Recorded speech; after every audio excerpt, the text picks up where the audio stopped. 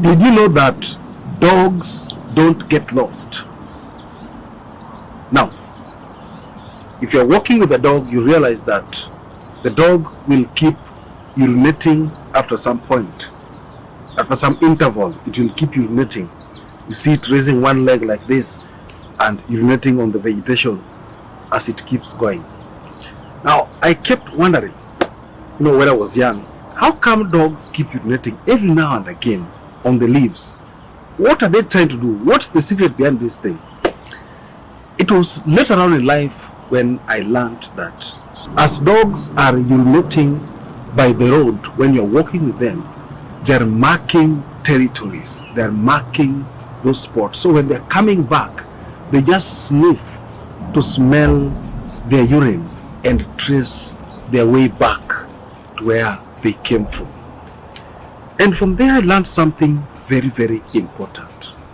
That as you're moving forward in life, there are certain strategic connections that you should not lose. There are certain connections, there are certain people that you should not lose along the way.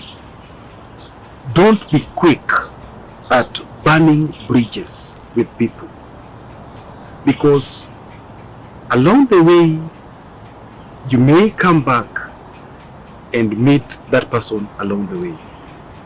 Now, this is something that people take very lightly, but it happens. Someone said that don't forget the friends of your father, because those are your future connections. Establish good relationship with people, and sometimes deliberately invest in human capital. When someone has a challenge somewhere, if you are able, please chip in. That small thing, that small extension of an olive branch may create a permanent scar in someone's heart, and they'll remember you permanently. Deliberately create good relationship with people. Deliberately invest in human capital. On the other aspect of life, as you're moving in life, you're growing from one point to the other, please sometimes remember where you came from.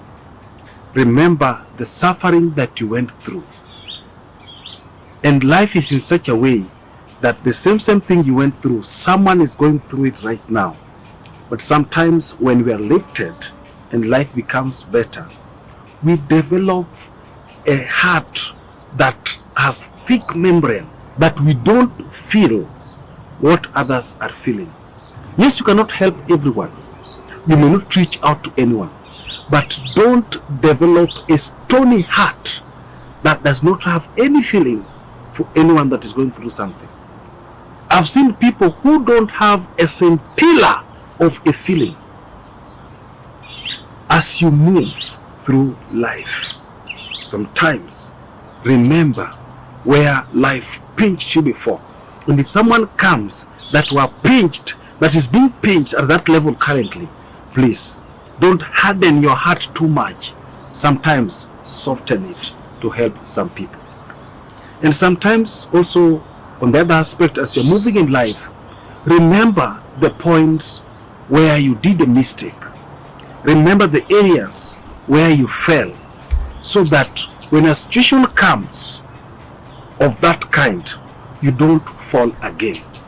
In many cases, people forget and end up doing the same mistake that they did that almost destroyed their lives.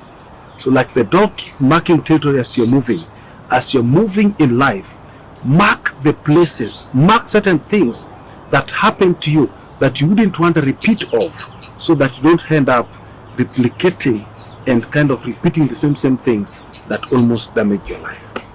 If you happen to be in a good position, a position of influence, or somewhere where you're able to assist other people, you better do it. Why? Many times people are very selfish. You think that if you help someone, then the person has to help you back. And if the person does not help you as the individual, then there is no need.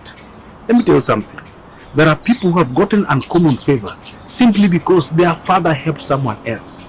So the help you're giving, or someone you're giving a position, or someone you're bringing forth, you're giving or someone you are connecting to a good place may one day help someone that's related to you. And if they help someone you should have helped, they have helped you in disguise.